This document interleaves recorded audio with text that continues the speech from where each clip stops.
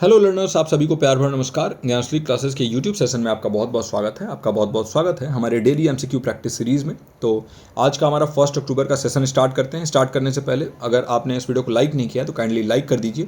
आपके एक लाइक से ये यूट्यूब जो है इस काम को और लोगों तक प्रमोट कर देता है, जिससे जिनको ज़रूरत होती है इन वीडियोज़ की उन तक ये वीडियोज़ पहुँच जाते हैं और हमें भी मोटिवेशन मिलता है। नीचे कॉमेंट सेक्शन में जो भी आपकी प्रतिक्रिया हो वो जरूर बताइएगा। स्टार्ट करते हैं। पहला question, what is the transactional leadership style primarily focused on. बताइए ट्रांजैक्शनल लीडरशिप शैली मुख्य रूप से किस पर केंद्रित है। पहला है inspiring and motivating followers through vision, यानी आपने एक विजन देखा है, आपने जो है फ्यूचर आप देख रहे हो कि हाँ कैसा फ्यूचर होना चाहिए और उससे अपने जो भी फॉलोअर्स हैं, जो भी अनुयायी हैं, उनको प्रेरित कर रहे हो, आप इंस्पायर कर रहे हो और उनको अभी प्रेरणा मिल रहा है, मोटिवेशन मिल रहा है। तो क्या इसको हम कहते हैं ट्रांजैक्शनल लीडरशिप। या फिर encouraging creativity and innovation among team members, यानी टीम के सदस्यों के बीच रचनात्मकता और नवीनता को प्रोत्साहित करना। तीसरा ऑप्शन है रिवार्डिंग और punishing based on performance outcomes, यानी कि आप जो है वो परिणाम के आधार पर या तो पुरस्कार दे रहे हो या दंड दे रहे हो। तो क्या इसको हम कहते हैं ट्रांजैक्शनल लीडरशिप। या फिर रिवार्डिंग और पनिशिंग फॉस्टरिंग अ पार्टिसिपेशन डिसीजन मेकिंग प्रोसेस, यानी सहभागी निर्णय लेने की प्रतिक्रिया को बढ़ावा देना। तो बताइए इनमें जो है कौन सा करेक्ट ऑप्शन होगा। फर्स्ट, सेकंड, थर्ड और फोर्थ जो भी होगा करेक्ट ऑप्शन क्वेश्चन नंबर 1 लिख के और इसके सामने जो करेक्ट ऑप्शन होगा वो आप जरूर मेंशन करिए नीचे कमेंट सेक्शन में। देखिए अगर हम बात करें ट्रांजैक्शनल लीडरशिप स्टाइल की, तो ट्रांजैक्शन का मतलब क्या होता है सबसे पहले आपको ये समझना होगा। ट्रांजैक्शन मतलब होता है लेन देन, और अगर आप लीडरशिप एक लेन देन के हिसाब से कर रहे हो, है ना, तो यानी कि आप यहाँ पर बात कर रहे हो रिवॉर्ड्स की, पनिशमेंट की। भाई आप जो है काम कर रहे हो, आपको रिवॉर्ड मिल रहा है, काम नहीं करोगे आपको पनिशमेंट मिलेगा, तो ये लेन देन मॉडल हुआ ना। ट्रांजैक्शनल लीडरशिप जो है ये एक एक्सचेंज प्रोसेस पे होता है, याद रखिएगा, है ना। एक्सचेंज करना, है ना। एक्सचेंज मतलब आप कुछ दे रहे हो और आपको कुछ मिल रहा है। आप अगर अच्छा काम कर रहे हो तो आपको प्रोत्साहन मिल रहा है, अगर खराब काम कर रहे हो तो पनिशमेंट मिल रहा है। ये एक्सचेंज हुआ, है ना। तो इसमें जो फॉलोअर्स हैं उनको या तो रिवॉर्ड दिया जाता है गुड परफॉर्मेंस के लिए, या तो उनको पनिश किया जाता है, उनको जो है दंड दिया जाता है अगर उनका परफॉर्मेंस जो है वो पुअर रहा तो जो लीडर है वो फोकस करता है किस चीज़ पे, सुपरविज़न पे। वो जो है जो भी उनके अनुयायी हैं, जो भी उनके जूनियर्स हम कह लें, तो उनके परफॉर्मेंस को असेस करना और कंप्लायंस देखना कि मतलब वो कंप्लायंट है कि नहीं, और वो अच्छा काम कर रहा है कि नहीं कर रहा है। अगर अच्छा काम कर रहा है तो उसको जो है आप रिवॉर्ड दे रहे हैं, नहीं कर रहा है तो पनिश कर रहे हैं। तो ये ट्रांजैक्शनल लीडरशिप स्टाइल होता है। तो इसमें आप इंस्पायर और मोटिवेट नहीं करते हो, है ना, तो ये जो है नहीं होगा। आपका जो सेकंड ऑप्शन है क्रिएटिविटी और इनोवेशन को बढ़ावा देना, ये भी नहीं होगा, क्योंकि ये जो है आप इसमें रिवॉर्ड्स और पनिशमेंट की बात कर रहे हैं। तो ये सी ऑप्शन जो है इसका करेक्ट ऑप्शन हो जाएगा। प्रदर्शन के परिणामों के आधार पर पुरस्कृत या दंडित करना, कि भाई आपने कैसा प्रदर्शन किया। और अक्सर ऐसा दिखा जाता है ना, ये जो प्राइवेट कंपनीज होती हैं जो, और ख़ासतौर से जो टारगेट बेस्ड कंपनीज होती हैं, जैसे कुछ लोगों को आपने देखा होगा सेल्स डिपार्टमेंट में काम करते हैं, तो अगर इनका सेल्स जो है इन्होंने अच्छा किया एक मंथ में, तो इनको बहुत अच्छा जो है रिवॉर्ड मिलेगा और इनको जो है अलग से बोनस भी दिया जाएगा। लेकिन अगर इनका जो है अच्छा परफॉर्मेंस नहीं रहा तो जो मैनेजर्स होते हैं वो बहुत बुरी तरीके से सुनाते हैं। तो वो क्या है, ये आपका ट्रांजैक्शनल लीडरशिप स्टाइल हो गया। अब अगले क्वेश्चन पे चलते हैं। रिसर्च डिज़ाइन में बताइए लॉन्गिट्यूडनल स्टडी का एम क्या होता है। अनुसंधान डिजाइन में अनुदैर्ध्य अध्ययन का लक्ष्य क्या हासिल करना है। पहला है सीमित अवधि के लिए 2 अलग अलग समूहों के साथ प्रयोग करना, experimenting with 2 distinct groups for a limited period. दूसरा ऑप्शन है एक निश्चित समय पर किसी एक घटना का विश्लेषण करना, analysing a single phenomena at a fixed point in time. तीसरा ऑप्शन है observing different groups of subjects at the same point in time, यानी एक ही समय में विषयों के विभिन्न समूहों का अवलोकन करना। और चौथा ऑप्शन है collecting data from the same objects over a long period, लंबी अवधि में एक ही विषय से डेटा एकत्र करना। लॉन्गिट्यूडनल स्टडी हम किसे कहते हैं, बस आपको ये बताना है। 4 ऑप्शंस आपके पास हैं। आप कमेंट सेक्शन में जाएंगे और क्वेश्चन नंबर 2 लिख के जो भी करेक्ट ऑप्शन होगा वो वहां पर मेंशन कर देंगे। देखिए जो इसका करेक्ट ऑप्शन होगा, आई होप कि आपने लिख दिया हो नीचे, वो होगा collecting data from the same subjects over a long period. Longitudinal study का मतलब ही ये होता है कि आप क्या करते हैं, एक ही सब्जेक्ट को जो है ना बहुत लंबे अवधि के लिए फॉलो करते हैं, over a period of time जिसे हम कहते हैं, है ना। जैसे आप मेरे ऊपर एक्सपेरिमेंट कर रहे हैं तो आप मेरे जीवन को फॉलो करेंगे। मैं 20 साल का हूँ तब से लेके और 50 साल का हूँ तब तक अगर आप मेरे ऊपर स्टडी कर रहे हैं तो मेरे एक एक चीज़ को फॉलो करेंगे, देखेंगे कैसे मेरे में क्या क्या बदलाव आए, और इसमें बहुत साल लग सकते हैं इस टाइप के जो स्टडी होती है इनमें, है ना। और ये अलग अलग, ये तो मैंने अपना एग्जांपल दे दिया। फॉर एग्जांपल आपने देखा कि दुबई जो है उसका विकास कैसे हुआ, तो 1990s से और अभी तक का आपने पूरा टाइमलाइन उसका क्या किया, अच्छे से फॉलो किया है, और फिर आपने जो है उसको पब्लिश किया कि कैसे कैसे इसका विकास हुआ। तो रिसर्चर क्या करता है, लॉन्ग टर्म ट्रेंड देख लेता है, चेंजेस देख लेता है डेटा में, कैसे over the period of time ये चेंज आता है। तो इससे आप यूज़ कर सकते हैं किसी मार्केट स्टडी में भी, है ना। अगर आप जो है उस टाइप का जो फील्ड है आपका, जिसमें आप मार्केट को पहले से ही बताना चाहते हैं कि मार्केट ऊपर जाएगा या नीचे जाएगा, कैसा बाज़ार जो है वो तेज़ रहेगा या मंदा रहेगा, वो सारी चीज़ें एनालाइज आप कर सकते हो लॉन्गिट्यूडनल स्टडी के जरिए।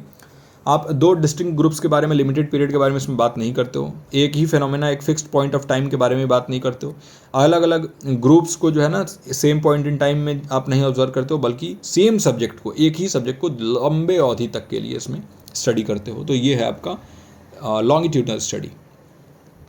हमारा अगला क्वेश्चन है, what does constructivism in education emphasises, बताइए शिक्षा में रचनावाद किस पर बल देता है। पहला ऑप्शन है learning is an active process where learners construct their own understanding, यानी सीखना एक सक्रिय प्रक्रिया है जहां शिक्षार्थी अपनी समझ का निर्माण स्वयं करते हैं। दूसरा ऑप्शन है teaching should focus solely on facts and direct instruction, यानी शिक्षण को केवल तथ्यों और प्रत्यक्ष निर्देश पर ध्यान केंद्रित करना चाहिए। तीसरा ऑप्शन है knowledge is passively absorbed by learners, यानी ज्ञान शिक्षार्थियों द्वारा निष्क्रिय रूप से अवशोषित किया जाता है। या फिर चौथा ऑप्शन है students should follow a strict curriculum without deviation, यानी छात्रों को विचलन के बिना एक सख्त पाठ्यक्रम का पालन करना चाहिए। तो बताइए जो कंस्ट्रक्टिविज्म है, जो रचनावाद है, ये किस पर बल देता है। क्वेश्चन नंबर 3 लिख के, और जो भी आपका करेक्ट ऑप्शन होगा वो नीचे कमेंट सेक्शन में मेंशन कर दीजिएगा। इसका जो करेक्ट ऑप्शन होगा वो होगा ए, रचनावाद के बारे में बात कर रहा है, कंस्ट्रक्टिविज्म के बारे में बात कर रहा है। तो इसमें क्या होता है, जो लर्नर्स होते हैं, जो शिक्षार्थी हैं, वो खुद ही अपना नॉलेज जो है वो बिल्ड करते हैं, एक्टिवली पार्टिसिपेट करते हैं चीज़ों में, और अपने जो उनके एक्सपीरियंसेस हैं, है ना, जो भी उनके जो है एक्सपीरियंसेस हैं, है ना, उसके आधार पर वो इन्फॉर्मेशन को प्रोसेस करते हैं कि उनके साथ जो है कैसा एक्सपीरियंस रहा, है ना, उसके आधार पर।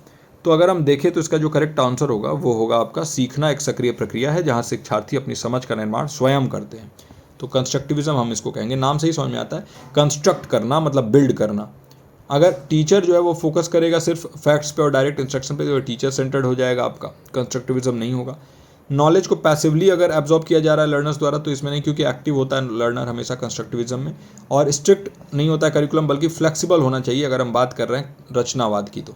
तो ये जो है ए इसका करेक्ट आंसर हो जाएगा। अब फोर्थ क्वेश्चन है, इन the context of data collection what is stratified sampling, बताइए डेटा संग्रह के संदर्भ में स्तरीकृत नमूनाकरण क्या है ना, बताइए। पहला ऑप्शन है आपके पास choosing participants based on ease of accessibility, यानी पहुंच में आसानी के आधार पर प्रतिभागियों का चयन करना। दूसरा ऑप्शन है सेलेक्टिंग इंडिविजुअल्स फ्रॉम वेरियस सब ग्रुप्स टू इंश्योर रिप्रेजेंटेशन, यानी प्रतिनिधित्व सुनिश्चित करने के लिए विभिन्न उपसमूहों से व्यक्तियों का चयन करना। तीसरा ऑप्शन है randomly selecting participants from an entire population, यानी पूरी आबादी से प्रतिभागियों का यादृच्छिक रूप से चयन करना। या फिर चौथा ऑप्शन है surveying only a small specific group with in a population, यानी किसी आबादी के भीतर केवल एक छोटे विशिष्ट समूह का सर्वेक्षण करना। बताइए डेटा कलेक्शन के बारे में अगर हम बात करें तो स्ट्रेटिफाइड सैम्पलिंग क्या है। स्ट्रेटिफाइड सैम्पलिंग जो है ना एक सैम्पलिंग मेथड होता है, ये तो आपको पता ही होगा। क्वेश्चन नंबर 4 लिख के जो करेक्ट ऑप्शन होगा नीचे कमेंट सेक्शन में आप जरूर मेंशन करिएगा। तो देखिए स्ट्रेटिफाइड सैम्पलिंग में हम क्या करते हैं, पॉपुलेशन को सब ग्रुप्स में डिवाइड कर देते हैं। सब ग्रुप्स मतलब क्या है, अलग अलग जो है स्ट्रेटा में, अलग अलग ग्रुप में हम डिवाइड कर देते हैं एक पॉपुलेशन को, और इसके बाद हम रैंडमली सेलेक्ट कर लेते हैं, रैंडमली सेलेक्ट करते हैं जो भी हर स्ट्रेटा से, मान लीजिए कि एक आपने इतने सारे डेटा ले आया, इसमें से आप 5 स्ट्रेटा आपने डिवाइड कर दिया, कुछ लोग यहाँ, कुछ लोग यहाँ, कुछ लोग यहाँ। अब इन पांचों में से जो है ना आपने कुछ सब में से चयन किया, और ये सभी को अलग अलग एट्रीब्यूट्स पे कि इनका बिहेवियर कैसा है, ये क्या सोचते हैं, अलग अलग लोगों को एक ग्रुप में आपने डाला, और फिर उन सभी में से आपने चुनाव किया। तो ये जो है ना ये इंश्योर करता है कि जो सैंपल है वो अच्छे तरीके से जो भी पॉपुलेशन है उससे लिया गया है। यानी ऐसा ना हो कि पॉपुलेशन अगर जो है वो कंसंट्रेटेड हो और आपने क्या किया 10 लोगों का लिया, लेकिन हो सकता है कि उनमें उन 10 लोगों का जो है मानना एक ही हो, लेकिन अगर आप उनको 5 ग्रुप में डिवाइड कर दिया और जिनमें सबका सोचना अलग है तो उनका विचार भी अलग आएगा, तो आप जब उनसे सैंपल लेंगे तो वो भी अलग आएगा। तो ये चीज़ें हैं कि पूरे पॉपुलेशन को रिप्रेजेंट करने के लिए हम स्ट्रेटा में बांटते हैं।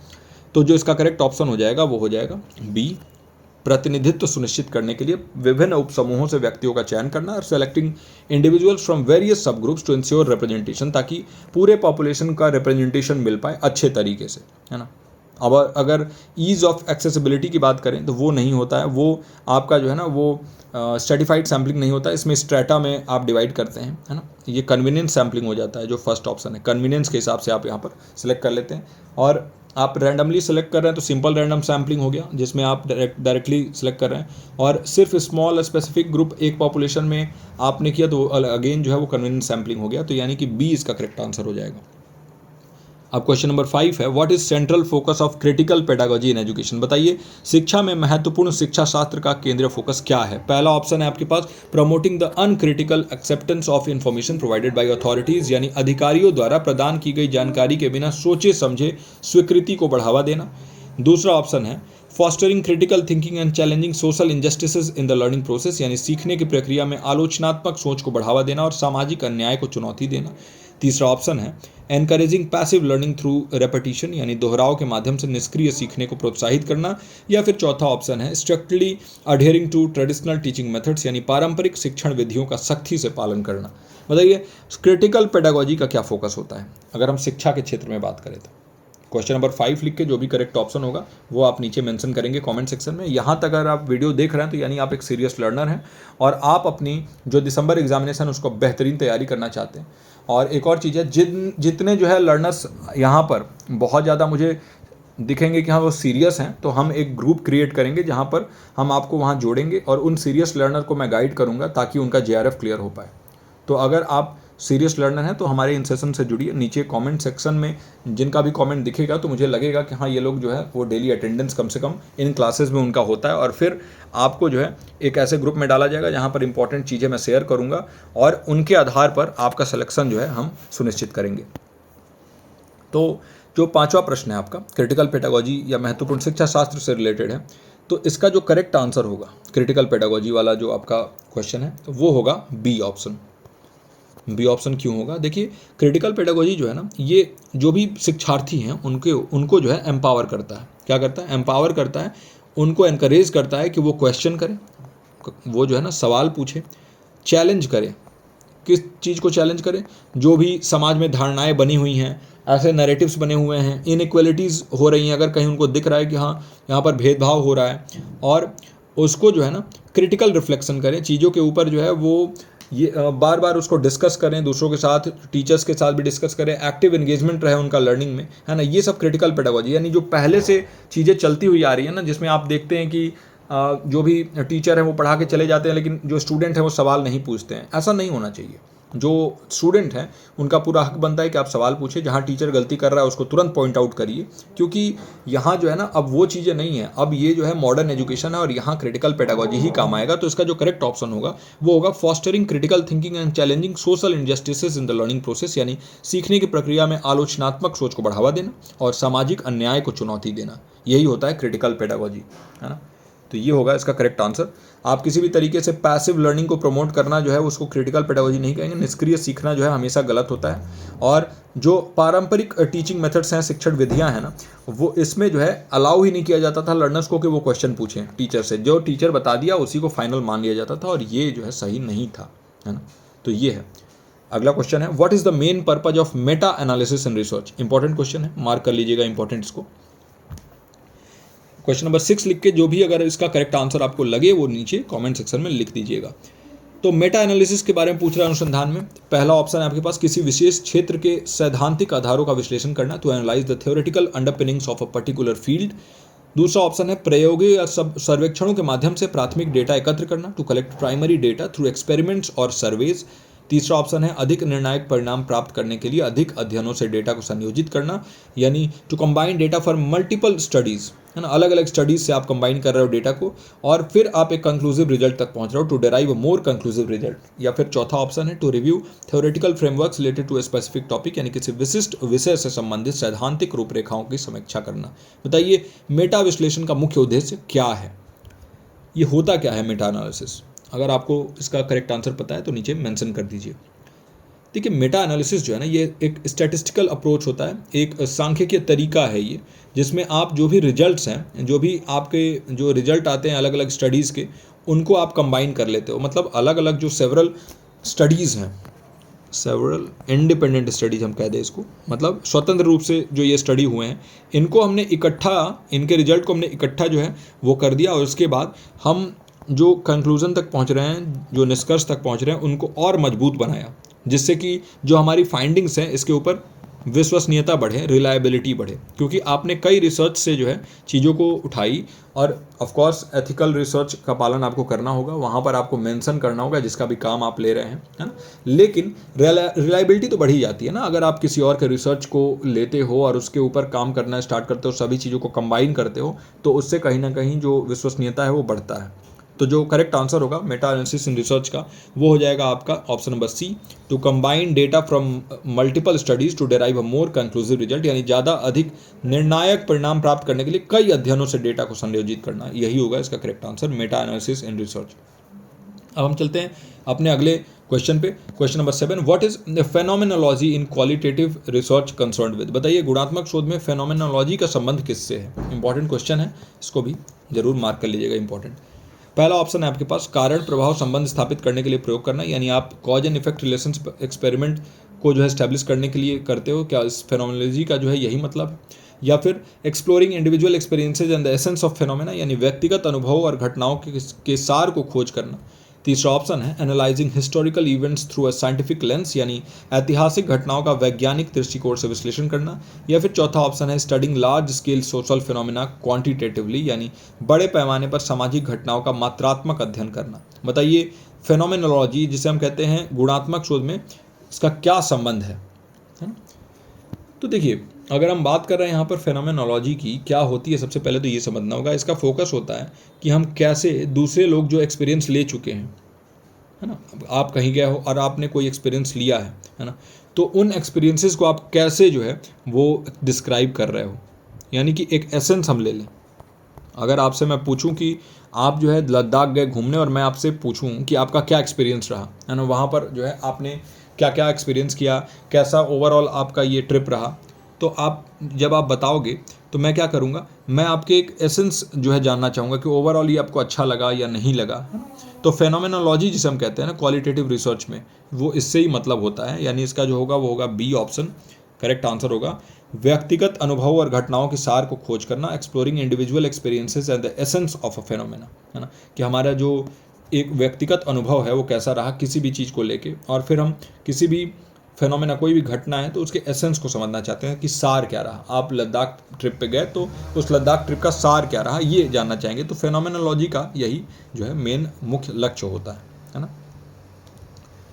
अब अगला क्वेश्चन है हमारा question number 8, what is transformative learning theory in adult education. बताइए वयस्क शिक्षा में परिवर्तनकारी शिक्षण सिद्धांत क्या है। क्वेश्चन नंबर 8 लिख के और जो करेक्ट ऑप्शन होगा वो मेंशन करिएगा जरूर नीचे कमेंट सेक्शन में। और यहाँ तक इस वीडियो को देख रहे हैं तो काइंडली वीडियो को लाइक कर दीजिए और अपने स्टडी ग्रुप्स में इसको शेयर भी किया करिए। तो ट्रांसफॉर्मेटिव लर्निंग थ्योरी के बारे में बात कर रहा है, और वो भी वयस्क शिक्षा एडल्ट एजुकेशन जिसे हम कहते हैं, है ना। तो ट्रांसफॉर्मेटिव लर्निंग थ्योरी क्या है, इसका फोकस होता है क्रिटिकल रिफ्लेक्शन, है ना, क्रिटिकल रिफ्लेक्शन, और किस चीज़ के ऊपर, अजम्पशंस के ऊपर, ऐसे अजम्पशंस जो हमें पर्सपेक्टिव हमारा चेंज करने में मदद करें, है ना, साथ ही साथ पर्सनल और सोशल ट्रांसफॉर्मेशन की तरफ ले जाए, है ना। इसको हम कहते हैं ट्रांसफॉर्मेटिव लर्निंग थ्योरी, है ना। तो जो इसका करेक्ट ऑप्शन होगा वो होगा इन सभी में से। सबसे पहले देख लेते हैं कौन कौन सा ऑप्शन है। देखिए learning that focuses on acquiring new technical skills, यानी सीखना जो नए तकनीकी कौशल प्राप्त करने पर केंद्रित है, क्या इसको हम कहते हैं ट्रांसफॉर्मेटिव लर्निंग थ्योरी। या फिर relying heavily on teacher led instruction and memorisation, यानी शिक्षक के नेतृत्व वाले निर्देशों और याद रखने पर बहुत अधिक भरोसा करना। तीसरा ऑप्शन है a process by which learners critically reflect on their assumptions and undergo personal change, यानी एक प्रक्रिया जिसके द्वारा शिक्षार्थी अपनी धारणाओं पर आलोचनात्मक रूप से विचार करते हैं और व्यक्तिगत परिवर्तन से गुजरते हैं। या फिर चौथा ऑप्शन है emphasising conformity to societal expectation without reflection, यानी बिना सोचे समझे सामाजिक अपेक्षाओं के अनुरूप होने पर जोर देना। बताइए जिसे हम कहते हैं कि वयस्क शिक्षा, तो इसमें परिवर्तनकारी शिक्षण सिद्धांत क्या है, ट्रांसफॉर्मेटिव लर्निंग थ्योरी कौन सा है। ट्रांसफॉर्मेटिव लर्निंग थ्योरी जो है एक प्रक्रिया होती है, एक प्रोसेस होता है जिसमें लर्नर्स जो है वो क्रिटिकली रिफ्लेक्ट करते हैं अपने अजम्पशंस पे और पर्सनल चेंज जो है वो कैसे हो रहे हैं उसके ऊपर उनका पूरा फोकस होता है ट्रांसफॉर्मेटिव लर्निंग थ्योरी में, कि भाई हमारा पर्सपेक्टिव जो है उस कैसे शिफ्ट हो रहा है और पर्सनल और सोशल ट्रांसफॉर्मेशन कैसे हो रहा है हमारा, इसके ऊपर जो है वो जोर होता है ना। क्रिटिकल रिफ्लेक्शन करते हैं हम अजम्पशंस के ऊपर। तो ये होगा आपका करेक्ट आंसर सी, एक प्रक्रिया जिसमें शिक्षार्थी अपनी धारणाओं पर आलोचनात्मक रूप से विचार करते हैं और व्यक्तिगत परिवर्तन से गुजरते हैं। अब हम देखते हैं question number 9, in the context of communication theory what does noise refer to. बताइए संचार सिद्धांत में संदर्भ में शोर से क्या तात्पर्य है। बार बार मैंने जो है ये क्वेश्चन डिस्कस किया है, आप लोगों ने भी देखा होगा, बहुत रिपीटेडली जो है ये क्वेश्चन आ रहा है। नॉइज से क्या मतलब है? क्या संचार प्रक्रिया में किसी भी प्रकार की विकृति या हस्तक्षेप को हम नॉइज कहते हैं, या फिर जो आमने सामने बातचीत के दौरान हम डिले करते हैं रिएक्शन देने में उसको हम कहते हैं, या फिर जो हमारा टोन और पिच है जो स्पीकर यूज़ करता है इसको, या फिर कोई बैकग्राउंड साउंड जो इंटरफेयर करता है तो इसको हम कहते हैं। नॉइज़ किसे कहते हैं? देखिए इसका जो 2 ऑप्शन इसमें मुझे करेक्ट लग रहा है, आप बताइए क्या होगा, नीचे कमेंट सेक्शन में भी मेंशन कर दीजिए। देखिए इसका जो करेक्ट ऑप्शन होगा, सबसे पहले तो आप डिले कर रहे हो रिस्पॉन्स में तो इससे नॉइज़ का कोई लेन देन नहीं है, ये नहीं होगा। और जो टोन और पिच के बारे में बात हो रहा है तो ये जो है ना आपका नॉइज़ रिलेशन नहीं होता है कि भाई आपका टोन क्या है, आपका पिच क्या है ना। ये जो है इसको हम पैरा लैंग्वेज कहते हैं, याद रखिएगा, जिसमें टोन और पिच स्पीकर का क्या है और उसके हिसाब से जो है ना आप समझते हो मैसेज को, तो पैरा लैंग्वेज कहते हैं। कोई बैकग्राउंड साउंड जो आपके सुनने के बीच में अवरोध पैदा कर रहा है तो ये भी आपका नॉइज हो सकता है, और किसी भी तरीके का जो डिस्टॉर्शन या इंटरफेरेंस हो सकता है कम्युनिकेशन प्रोसेस में, तो यानी ए और डी जो है इसका करेक्ट आंसर हो जाएगा, है ना, ए और डी। तो चलिए ये जो है आपका हो गया क्वेश्चन नंबर 9 का करेक्ट आंसर। अब अगला प्रश्न है हमारा और आज का आखिरी प्रश्न है, what is the primary objective of systems thinking in problem solving. Important question, mark कर लीजिएगा इसको। समस्या समाधान में सिस्टम थिंकिंग का प्राथमिक उद्देश्य क्या है? पहला ऑप्शन है आपके पास focusing only on the immediate short term consequence of decision, यानी कोई भी निर्णय आप ले रहे हो तो उसके तात्कालिक अल्पकालिक परिणामों पर ध्यान केंद्रित करना, इसको हम कहते हैं सिस्टम थिंकिंग। या फिर जो अलग अलग जो समस्याएं हैं उनको आप हॉलिस्टिकली देख रहे हो, समग्र रूप से देख रहे हो, और इंटर कनेक्शंस को देखना चाहते हो कि हर एलिमेंट के बीच में क्या कनेक्शन है, इसको हम कहते हैं सिस्टम थिंकिंग। या फिर मुद्दों को अलग से संबोधित करने के लिए सिस्टम के अलग अलग हिस्सों को अलग करना, यानी isolating individual parts of a system to address issues separately, इसको हम कहते हैं। या फिर solving problems using trial and error without a structured approach, यानी संरचित दृष्टिकोण के बिना परीक्षण और त्रुटि का उपयोग करके समस्याओं का समाधान करना। बताइए सिस्टम थिंकिंग जो है प्रॉब्लम सॉल्विंग हम किसको कहते हैं? जो भी आपका करेक्ट आंसर होगा वो नीचे कमेंट सेक्शन में मेंशन कर दीजिए। साथ ही साथ चूंकि हम इस वीडियो के अभी एंड में आ चुके हैं तो वीडियो को काइंडली लाइक कर दीजिए और नीचे प्रतिक्रिया अपनी दीजिए, फीडबैक दीजिए, कैसे क्या चीज़ें इसमें हमें सुधार करनी चाहिए। आपका जो फीडबैक आ रहा है कि क्वेश्चन के जो नंबर हैं वो बढ़ा दिए जाएँ, यानी यहाँ पर 15-20 क्वेश्चन हम कराएं, तो देखिए टाइम कंस्ट्रेंट भी है और बहुत कुछ और भी जो है हमें देना होता है, हमारे जो पेड बैचेज चलती हैं उसके लिए भी रेडी करना होता है मटेरियल। तो इसके लिए जो जितना टाइम है इसमें मैं कोशिश करता हूँ कम से कम डेली ये क्लास आपको मिल जाए, चाहे वो संडे हो चाहे कोई भी दिन हो। तो ये चीज़ें हैं। तो देखिए अगर हम बात करें सिस्टम थिंकिंग की, तो सिस्टम थिंकिंग क्या है? इसमें हम इंटर कनेक्शंस देखते हैं, चीज़ जो है चीज़ें आपस में कैसे जुड़ी हुई हैं, अलग अलग पार्ट्स सिस्टम के इनका क्या रिलेशनशिप है आपस में, है ना। और ये देखता है कि कैसे जो पार्ट्स हैं ना वो इन्फ्लुएंस करते हैं एक दूसरे को, है ना, और कॉम्प्लेक्स प्रॉब्लम को सॉल्व करने में हेल्प करता है हमारा ये सिस्टम थिंकिंग। तो यानी कि जो इसका करेक्ट आंसर होगा वो होगा बी, है ना। वीविंग प्रॉब्लम्स हॉलिस्टिकली, यानी तत्वों के बीच अंतर संबंधों पर विचार करते हुए समस्याओं का समग्र रूप से देखना, considering the inter connections between elements, है ना। समग्र रूप से आप हॉलिस्टिकली देखते हो प्रॉब्लम्स को और जो इंटर कनेक्शंस हैं इसके ऊपर जो है ध्यान देते हो, है ना। तो कैसे कोई भी पार्ट जो है ना वो इन्फ्लुएंस करता है एक दूसरे को और इससे पूरा होल जो है वो इन्फ्लुएंस हो जाता है, इसके ऊपर ध्यान देते हैं हम सिस्टम थिंकिंग में। तो ये है इसका करेक्ट आंसर। जो भी आपका डाउट है वो नीचे कमेंट सेक्शन में पूछ सकते हैं, आप डायरेक्टली मुझे कांटेक्ट भी कर सकते हैं अगर आप हमारे बैचेस से जुड़े हुए हैं तो। और जो भी कोई भी अगर समस्या हो आपको नेट JRF गाइडेंस से रिलेटेड, तो उसके लिए भी आप जो है हमें संपर्क कर सकते हैं। टेलीग्राम पर हम हमारे जो चैनल है उसको फॉलो कर सकते हैं, वहाँ भी डिस्कशन ग्रुप है, वहाँ भी आप मुझे फॉलो कर सकते हैं।